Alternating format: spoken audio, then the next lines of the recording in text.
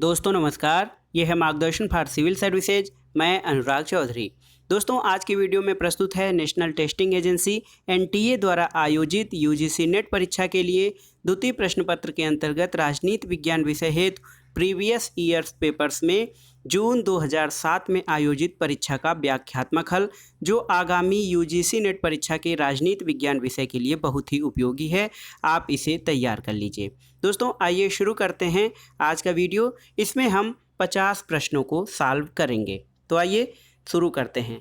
आज का जो पहला प्रश्न है दोस्तों, वो है राजनीतिक सिद्धांत और विचार से। पहला प्रश्न है कि निम्नलिखित में से नैतिकता को राजनीति से किसने पृथक किया। तो आप जानते हैं राजनीति को नैतिकता और धर्म से पृथक करने वाला विचारक था मैकियावेली। तो सही उत्तर है आपका ऑप्शन बी, मैकियावेली ने राजनीति को धर्म और नैतिकता से पृथक किया था। दूसरा प्रश्न देखते हैं, निम्नलिखित में से किस संकल्पना की आलोचना स्वतंत्रता के विरोधाभास के रूप में की गई है। तो दोस्तों ऑप्शन सी सही है। रूसो की जो जनरल विल है या सामान्य इच्छा सिद्धांत है, इसकी आलोचना स्वतंत्रता के विरोधाभास के रूप में की गई है। रूसो का मानना है कि सामान्य इच्छा समाज के विभिन्न व्यक्तियों की आदर्श इच्छाओं का योग है और सभी नागरिकों की वह इच्छा जिसका उद्देश्य सामान्य हित हो सामान्य इच्छा कहलाती है। लेकिन इसमें समस्या ये है कि जनरल विल जो है अपने आप खुद विरोधाभासी सिद्धांत बन जाता है। तीसरा प्रश्न देखते हैं, राजनीति मानव समुदाय द्वारा अपनी समस्याओं से निपटने की प्रक्रिया है। ये कथन किसका है? ये बहुत ही महत्वपूर्ण कथन है जो है राजनीति मानव समुदाय द्वारा अपनी समस्याओं से निपटने की प्रक्रिया। ये कहा था हेराल्ड लासवेल। तो ऑप्शन सी आपका सही है। Harold Lasswell, Mosca, Schumpeter, Wright Mills ये अभिजनवादी विचारक हैं और हेराल्ड लासवेल का कथन है कि राजनीति मानव समुदाय द्वारा अपनी समस्याओं से निपटने की प्रक्रिया है। अगला प्रश्न जो चौथा प्रश्न है उसके बारे में देखते हैं, अहिंसात्मक प्रतिरोध के सिद्धांत का जनक कौन है। तो कौन विचारक अहिंसात्मक प्रतिरोध के सिद्धांत का जनक है? इसमें आपके ऑप्शन हैं महात्मा गांधी, अरविंद घोष, जवाहरलाल नेहरू और रविन्द्रनाथ टैगोर। तो दोस्तों अहिंसात्मक प्रतिरोध के सिद्धांत के जनक अरविंद घोष हैं। ऑप्शन बी सही है। जो अहिंसात्मक प्रतिरोध है इसको निष्क्रिय प्रतिरोध की पद्धति भी कहा जाता है, जिसका प्रारंभ अरविंद घोष ने किया था। अगला प्रश्न है दोस्तों, कथन कारण से संबंधित है। कथन है आपका जो प्रश्न है आपका ये है कि कथन आपका है वैज्ञानिक समाजवाद वर्ग संघर्ष के संदर्भ में इतिहास की व्याख्या करता है। तो ये सही है। और तर्क है, कारण आर है कि वर्ग संघर्ष पहले सुपर स्ट्रक्चर में होता है। तो दोस्तों इसमें जो सही ऑप्शन है वो है बी। ए और आर दोनों सत्य हैं, लेकिन आर ए की सही व्याख्या नहीं करता है। छठवां प्रश्न है आपका, कुछ कूट हैं उनका प्रयोग करके जो क्रम है इनको एक क्रम में रखना है। कुछ सिद्धांत हैं आपके या संकल्पनाएं हैं, इनको एक क्रम से सजाना है। तो देखिए ये जो संकल्पनाएं हैं, सप्तांग सिद्धांत, संरक्षण का सिद्धांत, अहिंसात्मक प्रतिरोध और सत्याग्रह। तो इसका जो सही क्रम है दोस्तों वो है ऑप्शन ए आपका सही है। सबसे पहले सप्तांग सिद्धांत जो आपने पढ़ा होगा, कौटिल्य का सप्तांग सिद्धांत, तो ये बहुत पुराना है। उसके बाद थ्योरी ऑफ प्रोटेक्शन यानी संरक्षण का सिद्धांत आया। उसके बाद अहिंसात्मक प्रतिरोध, पैसिव रेजिस्टेंस, और फिर सबसे अंत में इसमें जो क्रम है वो है सत्याग्रह। तो ऑप्शन ए आपका सही है। ये संकल्पनाओं का सही क्रम है। अब आइए देखते हैं प्रश्न संख्या 7, नीचे लिखी पुस्तकों के प्रकाशन को कालक्रम में रखिए। तो ये देखिए ये पुस्तकें कौन कौन सी हैं। पहली पुस्तक है दोस्तों ए ग्रामर ऑफ पॉलिटिक्स। तो ए ग्रामर ऑफ पॉलिटिक्स पुस्तक के राइटर कौन है, कभी भी पूछ सकता है, आप जानिए। एच जे लास्की, हेराल्ड जे लास्की जो हैं ए ग्रामर ऑफ पॉलिटिक्स के लेखक हैं। आइडियल ऑफ ह्यूमन यूनिटी, इसके लेखक अरविंद घोष हैं दोस्तों। और मल्टीकल्चरल सिटीजनशिप, इसके लेखक हैं विल कैमेलिका। विल कैमेलिका मल्टीकल्चरल सिटीजनशिप के राइटर हैं। और नियो ह्यूमनिज्म, इसके राइटर हैं एम एन राय यानी मानवेंद्र नाथ राय। तो पुस्तकों का सही क्रम है वो है पहले ए ग्रामर ऑफ पॉलिटिक्स, उसके बाद आइडियल ऑफ ह्यूमन यूनिटी, उसके बाद मल्टीकल्चरल सिटीजनशिप और फिर लास्ट में आई है नियो ह्यूमनिज्म। तो ऑप्शन डी आपका सही है। अगला प्रश्न है सूची 1 का सूची 2 से सुमेलन करवाना है। तो ये देखिए पावर जो है ये मैकियावेली का कॉन्सेप्ट है। इसेंशियल कंसाइंसनेस यानी इटर्नल कंसाइंसनेस ये है दोस्तों ग्रीन का। इसके अलावा मूल्यों का बाध्यकारी विवरण ये ईस्टर्न की विचारधारा है और प्रेजेंट डायरी जो है वो ग्रामसी की रचना है। तो आप इस प्रकार से मिलान करके इसका उत्तर जो ऑप्शन ए होगा ये सही होगा। अब आइए अगला प्रश्न देखते हैं। अगला प्रश्न है सूची 1 का सूची 2 से मिलान करना है। तो इसमें देखिए आगस्टाइन की रचना है दोस्तों टू स्वार्ड्स यानी 2 तलवारों के सिद्धांत का समर्थन आगस्टाइन ने किया था। माओ का है कि लेट 100 फ्लावर्स ब्लूम यानी सैकड़ों फूलों को खिलने दो। इसके अलावा एम.एन. राय जो हैं, एम.एन. राय की जो सिद्धांत है वो है कोलोनिएट थेसिस और अरविंद का है इन्वोल्यूशन ये अरविंद घोष का है। तो आप इस प्रकार सही सुमेलन कर सकते हैं और सही सुमेलन से आपका उत्तर ऑप्शन सी होगा। अब आइए तुलनात्मक राजनीति से संबंधित प्रश्नों को देखते हैं। तो राजनीति विज्ञान की एक उपशाखा के रूप में तुलनात्मक राजनीति यानी कंपैरेटिव पॉलिटिक्स के विकास में किसने योगदान किया था? तो ये हैं हेराल्ड लास्की। ऑप्शन है आपके Arthur Bentley, Graham Wallace, Herald Laski और आर.टी. मैकेंजी। तो इसमें हेराल्ड लास्की ने तुलनात्मक राजनीति के विकास में महत्वपूर्ण योगदान दिया था। अगला प्रश्न है निम्नलिखित में से किस देश में दोहरी नागरिकता के साथ सरकार का संघीय रूप विद्यमान है? ऑप्शन है भारत, यूएसए, यूके और स्विट्जरलैंड। तो सही उत्तर है दोस्तों आपका यूएसए में दोहरी नागरिकता के साथ सरकार का जो संघीय या फेडरल रूप है वो विद्यमान है। तो सही उत्तर आपका हो जाएगा अमेरिका। अगला प्रश्न देखते हैं। लुसियन पाई के अनुसार निम्नलिखित में से राजनीतिक विकास के कौन कौन से संकट हैं? अस्मिता का संकट, वैधता का संकट, वितरण का संकट और भ्रष्ट राजनीतिक प्रक्रिया का संकट। तो लुसियन पाई के अनुसार जो राजनीतिक विकास के संकट हैं उनका सही ऑप्शन है दोस्तों ऑप्शन बी 1, 2 और 3। अस्मिता का संकट, वैधता का संकट और वितरण का संकट ये राजनीतिक विकास की संकल्पना पर विचार करने वाले लुसियन पाई के अनुसार जो राजनीतिक विकास के संकट हैं वो ये तीनों हैं, अस्मिता का संकट, वैधता और वितरण का संकट। अब आइए देखते हैं अगला प्रश्न कथन कारण से संबंधित है। तो कथन है 20वीं सदी के उत्तरार्ध में पश्चिमी विद्वानों की प्रमुख चिंता समुदाय का विचार रहा है। महत्वपूर्ण है दोस्तों, सही भी है। 20वीं सदी के उत्तरार्ध में पश्चिमी विद्वानों की प्रमुख चिंता समुदाय का विचार रहा है और कारण है कि स्थानीय विस्मृत और कमज़ोर हो गया है। तो ये सही है, ए और आर दोनों सही हैं और आर ए की सही व्याख्या भी करता है। अगला प्रश्न है कथन कारण से संबंधित है। कथन है संरचनात्मक प्रकार्यात्मक विश्लेषण प्रकार्य और संरचना की संकल्पना के इर्द गिर्द घूमता है। सही है। कारण है कि तर्क या जो तर्क है इसका वो है कि प्रकार्य किसी प्रणाली के कार्यों की अभिरचना के वस्तुनिष्ठ परिणाम के तौर पर परिभाषित किया जाता है। तो इसमें दोस्तों ए और आर दोनों सही हैं, लेकिन आर ए की सही व्याख्या नहीं करता है, इसलिए जो आपका ऑप्शन बी होगा ये सही होगा। अगला प्रश्न कथन कारण से है। कथन है अभिजात्य सिद्धांत मध्य एवं पश्चिमी यूरोप के देशों में प्रजातंत्र के विवेचन के तौर पर प्रयोग किया गया।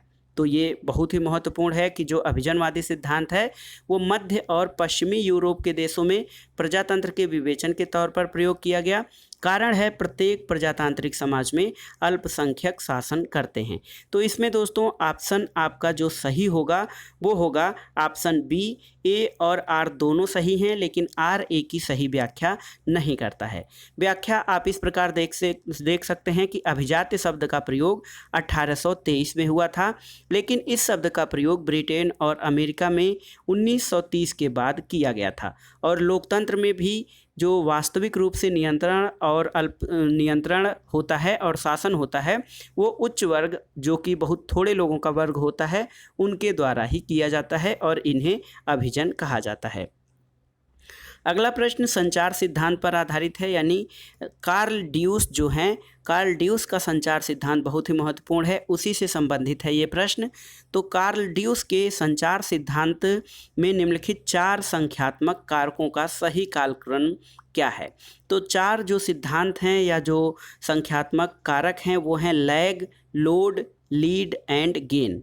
तो lag, load, lead and gain, इसमें जो सही क्रम है संचार सिद्धांत में परिमाणात्मक तत्वों का, वो है सबसे पहले लोड, यानी लोड जो है वो पहले स्थान पर आएगा, दूसरे पे आएगा लैग, लोड, लैग, उसके बाद आपका आएगा गेन, उसके बाद फिर लीड। तो ये है सही क्रम और इसके आधार पे आपका ऑप्शन ए सही है। लोड, लैग, गेन और लीड, आप ये याद रखिएगा, ये कार्ल ड्यूस के संचार सिद्धांत के अनुसार जो 4 कारक हैं उनका सही क्रम है। अगला प्रश्न है केनेथ आर्गेंस्की के अनुसार एक विकासशील समाज को नीचे दिए गए विकास के 4 चरणों से गुजरना पड़ता है। तो इन चरणों का सही क्रम क्या है वो आपको बताना है। जो चरण है उनके बारे में मैं बता दूं, राजनीतिक एकीकरण, राष्ट्रीय जन कल्याण, औद्योगिकरण और प्राचुर्य यानी एबेंडेंस। तो ये जो चरण हैं इनका जो सही क्रम है वो इस प्रकार से है। पहले स्थान पर आएगा आपका राजनीतिक एकीकरण, दूसरे स्थान पर औद्योगिकरण की राजनीति, तीसरे स्थान पर राष्ट्रीय लोक कल्याण की राजनीति और चौथे स्थान पर समष्टि की राजनीति आएगी। तो इस हिसाब से आपका ऑप्शन बी सही होगा। अगला प्रश्न देखते हैं, नीचे लिखे गए युग्मों में सही मिलान किस में हुआ है? तो दोस्तों सही मिलान जो है वो है जो ऑप्शन सी आपका डेविड ईस्टन की पुस्तक है द पॉलिटिकल सिस्टम। इसके अलावा जो अन्य 3 ऑप्शन हैं वो सही सुमेलित नहीं हैं। David Easton the political system से संबंधित है और तुलनात्मक राजनीति में व्यवस्था की अवधारणा का प्रयोग करने वाले विद्वानों में डेविड ईस्टन का नाम सबसे अग्रणी है और 1953 में उनकी पुस्तक द पॉलिटिकल सिस्टम प्रकाशित हुई थी। तो इसलिए डेविड ईस्टन की पुस्तक द पॉलिटिकल सिस्टम ये सही सुमेलित है। अगला प्रश्न देखते हैं, ये है कि सूची 1 का सूची 2 से मिलान कराना है। अब देखिए इसमें कुछ सिद्धांत या अवधारणाएं हैं और उनसे संबंधित विचारक हैं। आप इसको इस प्रकार से सुमेलित कर सकते हैं। दोस्तों राजनीतिक संप्रेषण आपने अभी पढ़ा है, कार्ल ड्यूस का सिद्धांत है राजनीतिक संप्रेषण। तो ए का आपका हो जाएगा चौथा। निर्भरता जो है ये आपका निर्भरता का सिद्धांत एजी फ्रैंक का है। इसके अलावा जनता का मस्तिष्क या मास माइंड जो है वो रॉबर्ट मिशेल का सिद्धांत है और 3 स्तरों पर राजनीतिक विकास के चिन्ह यानी डी का दूसरा लुसियन पाई का हो जाएगा। तो इसका सही ऑप्शन है आपका उत्तर ए। आप इस प्रकार से इसको सही सुमेलन कर सकते हैं। राजनीतिक संप्रेषण कार्ल ड्यूस का है और निर्भरता यानी डिपेंडेंसी थ्योरी एजी फ्रैंक का है। अब आइए देखते हैं भारतीय शासन और राजनीति से संबंधित महत्वपूर्ण प्रश्न। तो भारतीय संविधान में अंतर्राष्ट्रीय शांति और सुरक्षा का उल्लेख कहाँ किया गया है? तो भारतीय संविधान में अंतर्राष्ट्रीय शांति और सुरक्षा स्थापित करने का जो विचार है वो राज्य के नीति निदेशक तत्वों में दिया गया है। दोस्तों राज्य के नीति निदेशक तत्व जो हैं वो संविधान में भाग 4 में दिए गए हैं और इसमें अंतर्राष्ट्रीय शांति और सुरक्षा का उल्लेख किया गया है। राज्य के नीति निदेशक सिद्धांत जो हैं वो राज्य को ये निर्देश देते हैं कि वो लोगों के कल्याण के लिए योजनाएं बनाते समय इन सिद्धांतों पर ध्यान दें। अगला प्रश्न है, भारतीय संविधान के किस संशोधन में सरकार में मंत्रियों को संख्या कम करने का उल्लेख किया गया है? तो बहुत ही आसान है, ये है आपका 91 यानी 91वां संविधान संशोधन। ये 2003 में पारित हुआ था और इसमें ये व्यवस्था की गई थी कि केंद्रीय मंत्रिपरिषद में प्रधानमंत्री समेत मंत्रियों की अधिकतम संख्या कुल सदस्य संख्या के 15% से अधिक नहीं हो सकती है। 22वां प्रश्न जो है ये कथन और कारण से संबंधित है। कथन है आपका 1977 के बाद भारत में साझा सरकारों का प्रयोग सफल रहा। कारण है एक दलीय प्रधानता की प्रणाली का असफल होना। तो इसमें दोस्तों कथन और कारण दोनों सही हैं और कारण जो है वो कथन की सही व्याख्या करता है। अगला प्रश्न भी कथन कारण से संबंधित है। ये है कथन है 1970 के दशक में सभी प्रकार के समाज का चरित्र एक सा है और कारण है कि भाषा, धर्म और जाति का चुनाव में लाभ के लिए उपयोग हो रहा है। तो ए गलत है दोस्तों और आर सही है। तो ये इस प्रकार से गलत है कि आज भाषा, धर्म, जाति और इसका चुनाव में लाभ के लिए उपयोग हो रहा है और भारतीय समाज विभिन्न तरह की विशेषताओं से या विविधताओं से भरा हुआ है।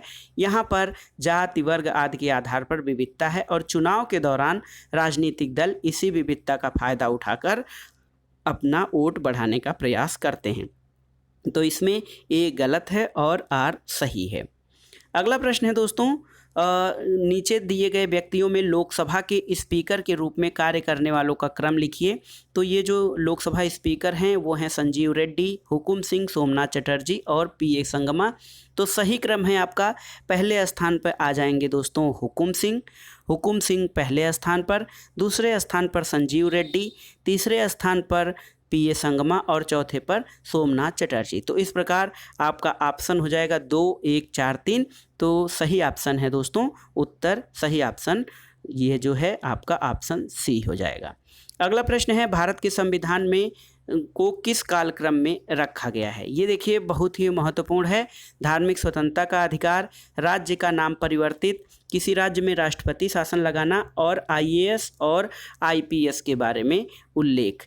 तो सबसे पहले आप देखेंगे राज्य का नाम परिवर्तन, ये सबसे पहले है। उसके बाद धार्मिक स्वतंत्रता का अधिकार है, फिर आईएएस और आईपीएस के बारे में उल्लेख और उसके बाद किसी राज्य में राष्ट्रपति शासन लगाना। तो आपका ऑप्शन जो हो जाएगा ये हो जाएगा ऑप्शन बी। सबसे पहले 2 यानी राज्य के नाम में परिवर्तन अनुच्छेद 3 के अंतर्गत शामिल है। धार्मिक स्वतंत्रता का अधिकार अनुच्छेद 25 से 28, आईएएस और आईपीएस के बारे में उल्लेख अनुच्छेद 312 में है और किसी राज्य में राष्ट्रपति शासन लगाना अनुच्छेद 356 में है। तो ये जो व्यवस्था अनुच्छेदों में की गई है उसको इस क्रम में आप व्यवस्थित कर सकते हैं। अगला प्रश्न है, सूची 1 का सूची 2 से सुमेलन कराना है। तो देखिए भारतीय राष्ट्रीय लोकदल है, ये हरियाणा में है दोस्तों। भारतीय राष्ट्रीय लोकदल जो है वो हरियाणा की पार्टी है। इसके अलावा टीएमसी यानी तृणमूल कांग्रेस जो है ये पश्चिम बंगाल की है, जेडीयू बिहार की है और टीआरएस यानी तेलंगाना राष्ट्र समिति ये आंध्र प्रदेश की पार्टी है। तो इस प्रकार से विकल्प सी आपका सही सुमेलन होगा। अगला प्रश्न है दोस्तों, भारतीय शासन और राजनीति से की सूची 1 और 2 का मिलान करना है आपको। तो इस प्रकार आप मिलान करेंगे। पीवी नरसिम्हा राव भारत के प्रधानमंत्री बने, तो ये है 1991। 1991 में पीवी नरसिम्हा राव भारत के प्रधानमंत्री बने। बाबरी मस्जिद का गिराया जाना 1992 में है। इसके अलावा देवगौड़ा प्रधानमंत्री कब बने? तो देवगौड़ा प्रधानमंत्री 1996 में बने थे और नेहरू जी ने पंचशील समझौते पर हस्ताक्षर कब किए थे? तो दोस्तों 1954 में प्रधानमंत्री नेहरू ने चाउ एन लाई के साथ पंचशील समझौते पर हस्ताक्षर किए थे। तो इस प्रकार जो सही ऑप्शन होगा वो है उत्तर सी। अब आइए देखते हैं पब्लिक एडमिनिस्ट्रेशन से संबंधित जो महत्वपूर्ण प्रश्न हैं। लोक प्रशासन उन क्रियाओं को कहते हैं जिनका उद्देश्य लोक नीति को लागू करना होता है। ये परिभाषा लोक प्रशासन की किसने दी है? तो ये है एल.डी. व्हाइट की परिभाषा। वो कहते हैं कि लोक प्रशासन उन क्रियाओं को कहा जाता है जिनका उद्देश्य लोक नीति को लागू करना होता है। दोस्तों अगला प्रश्न है, संगठन के क्लासिकी सिद्धांतों को कहावतें किसने कहा है? तो संगठन के जो क्लासिकी सिद्धांत हैं या जो मूल सिद्धांत हैं उनको शास्त्रीय सिद्धांतों को कहावतों की संज्ञा हर्बर्ट साइमन ने दी थी। याद रखिएगा, हर्बर्ट साइमन ने संगठन के शास्त्रीय सिद्धांतों को कहावतों की संज्ञा दी थी। अगला प्रश्न है, सिविल सेवा अस्थायी रूप में वेतनभोगी और कुशल पदाधिकारियों की व्यावसायिक संस्था है, ये किसने कहा था? तो ये कथन हरमन फाइनर का है। इन्होंने कहा था कि सिविल सेवा अस्थायी रूप से वेतनभोगी और कुशल पदाधिकारियों की व्यावसायिक संरचना है। अगला प्रश्न कथन कारण से है। तो दोस्तों कथन है, पद सोपान या हायरार्की प्रशासन में मानव संबंधों को कई प्रकार की हठधर्मिता की ओर ले जाती है। कारण है कि अधिक्रम प्रशासनिक संगठन में संशक्ति को बनाए रखने का साधन है। तो इसमें जो आपका ऑप्शन डी है ये सही होगा दोस्तों, ए गलत है और आर सही है। पद सोपान प्रणाली क्या होती है? तो हायरार्की प्रणाली वो प्रणाली होती है जिसमें निम्नतर पर उच्चतर का शासन होता है और इससे संगठन में समन्वय बना रहता है। लेकिन यहाँ पे कथन में आपको कहा गया है कि पद सोपान प्रशासन में मानव संबंधों को कई प्रकार की हठधर्मिता की ओर ले जाता है। ऐसा नहीं है। पद सोपान का शाब्दिक अर्थ श्रेणीबद्ध प्रशासन होता है। इसमें उच्चतर का निम्नतर पर नियंत्रण बना रहता है जिससे संगठन में समन्वय बना रहता है। अगला प्रश्न है कथन कारण से संबंधित। कथन है आपका लोक प्रशासन के लाभ के उद्देश्य से पूर्णतः मुक्त नहीं है। कारण है कि सरकारी कार्यकलापों का मुख्य उद्देश्य समाज कल्याण को प्रोत्साहित करना है। तो इसमें दोस्तों ऑप्शन बी सही है। ए और आर दोनों सही हैं और आर ए की सही व्याख्या नहीं करता है। अगला प्रश्न देखते हैं, निर्णय लेने में निम्नलिखित चरणों को किस क्रम में रखा जा सकता है? तो आपके जो चीज़ें हैं, जो निर्णय लेने में जो चीज़ें आती हैं वो है किसी समस्या की पृष्ठभूमि की जानकारी, समस्या का निर्धारण, विकल्पों का निर्धारण और विकल्पों की पहचान। तो इसमें दोस्तों ये जो आपका क्रम है, समस्या के पृष्ठभूमि की जानकारी सबसे पहले होनी चाहिए, उसके बाद दूसरा आएगा समस्या का निर्धारण, फिर विकल्पों का निर्धारण और विकल्पों की पहचान। तो ये जो है आपका ऑप्शन बी जो होगा दोस्तों वो आपका सही है। सबसे पहले निर्णय लेने में उद्देश्य का निर्धारण होता है, फिर समस्या, उसके बाद समस्या का विश्लेषण होता है, फिर वैकल्पिक समाधानों का विकास करना होता है और फिर अंत में जो इसका होता है सर्वश्रेष्ठ विकल्प का चयन। अगला प्रश्न है लोक प्रशासन के अध्ययन के निम्नलिखित उपागम किस क्रम में विकसित हुए थे? तो देखिए, सबसे पहले क्लासिकी उपागम का विकास हुआ, फिर दूसरे स्थान पर मानव संबंधों के उपागम का विकास हुआ, तीसरे स्थान पर व्यवहारवादी उपागम और चौथे पर नीति उपागम यानी पॉलिसी अप्रोच। तो इस आधार पर 1, 3, 2, 4 तो ये ऑप्शन ए आपका सही उत्तर है। अगला प्रश्न है दोस्तों, ये सूची 1 को सूची 2 से मिलान कराना है। तो सूची 1 का सूची 2 से मिलान इस प्रकार आप कर सकते हैं। कर्मचारी को केवल उच्च अधिकारी से आदेश मिलने चाहिए, तो ये है आदेश की एकता यानी यूनिटी ऑफ कमांड। एक प्रशासक कितने अधीनस्थों को निर्देश दे सकता है? ये स्पैन ऑफ कंट्रोल यानी नियंत्रण का विस्तार क्षेत्र इसको कहा जाता है। इसके अलावा उच्च पदस्थ और अधीनस्थ कर्मचारियों के संबंध दायित्व के विभिन्न स्तरों पर इसको हायरार्की या पद सोपान कहा जाता है और एक समान उद्देश्य की प्राप्ति के लिए वर्ग के प्रयासों को व्यवस्थित क्रम इसको संयोजन कहा जाता है। अगला प्रश्न है निम्नलिखित युग्मों में से कौन सा युग्म ठीक से नहीं मिलाया गया है? तो ये है दोस्तों आपका ऑप्शन डी, वैज्ञानिक प्रबंधन जो है वो संगठन के 14 सिद्धांत ये सही से नहीं मिलाया गया है, जबकि क्लासिकी सिद्धांत संरचना से संबंधित है, मानव संबंध अनौपचारिक संबंधों से और व्यवस्था सिद्धांत पर्यावरण से संबंधित है। वैज्ञानिक प्रबंध और संगठन के 14 सिद्धांत ये सही सुमेलित नहीं है, तो कुल मिलाकर आपका उत्तर डी सही होगा। अंतर्राष्ट्रीय संबंध से प्रश्न है, दक्षिण एशियाई क्षेत्रीय देशों के संगठन सार्क का अस्तित्व मुख्यतः किस पर निर्भर करता है? तो ये है सार्क का अस्तित्व शांति और सहयोग पर निर्भर करता है। अगला प्रश्न देखते हैं दोस्तों, शांति के लिए एकता प्रस्ताव, शांति के लिए एकता प्रस्ताव किसने पारित किया था?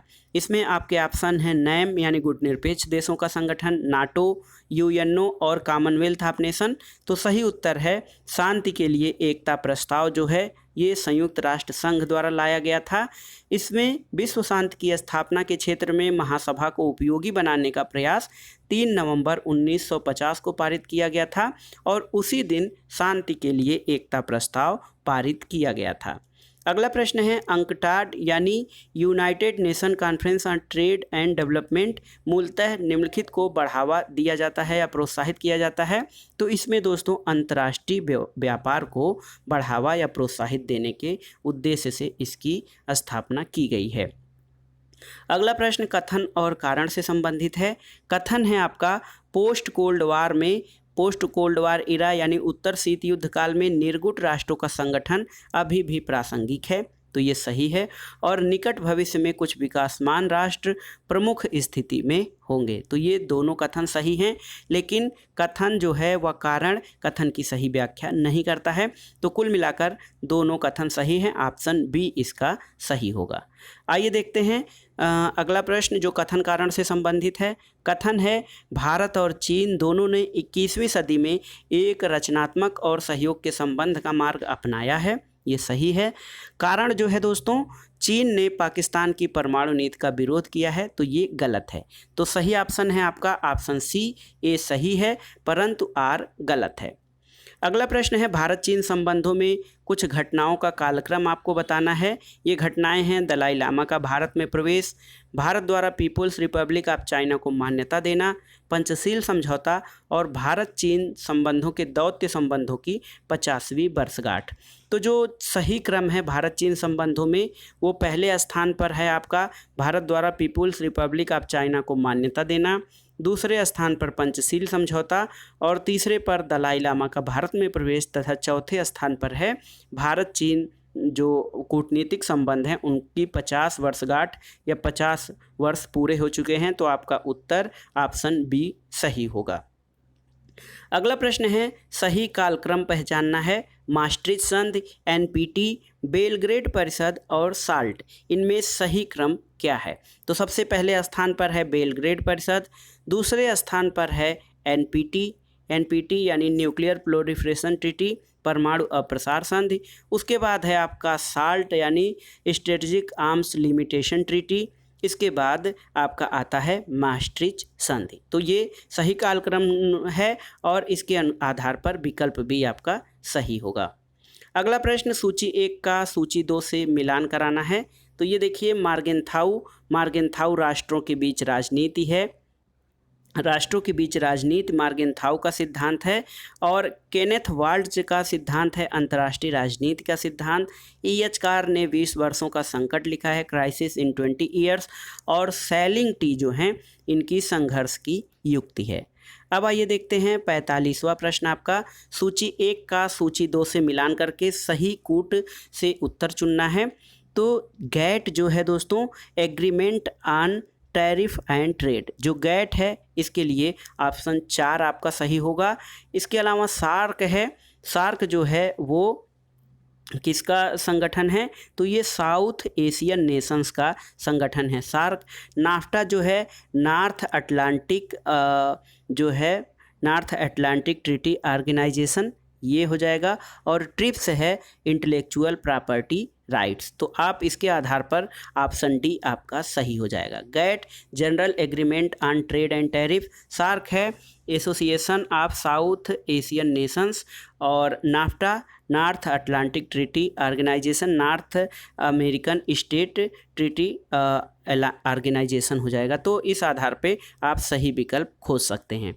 नीचे दोस्तों एक गद्यांश है और कुछ प्रश्न आपको इसी के आधार पर हल करने हैं। गद्यांश आप आसानी से पढ़ सकते हैं और इसके आधार पर जो आपके प्रश्न हैं उसके उत्तर इस प्रकार से हैं कि व्यक्ति अपने हितों के प्रति अनभिज्ञ है क्योंकि उनके कठिन विकल्प होते हैं।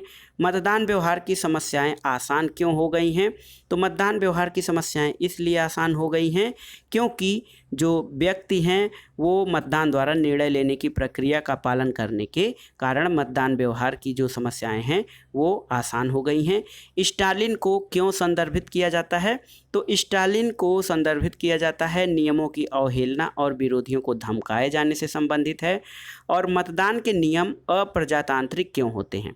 तो इसका सही उत्तर है दोस्तों, मतदान के नियम अप्रजातांत्रिक इसलिए होते हैं क्योंकि वे मतदाता के निर्णय लेने की आज़ादी को प्रतिबंधित करते हैं।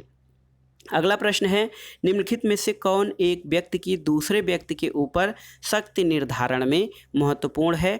तो ऑप्शन है आपके व्यक्ति के सभी स्वार्थ तथा दूसरे क्षेत्र, बी है व्यक्ति के हितों के अनुस्तरण की चेतना, सी है व्यक्ति विकल्प व्यवस्था से प्रतिबंधित है, और डी है मतदान की स्थितियां और समितियों में निर्णय पूरी तरह से बदल गए हैं।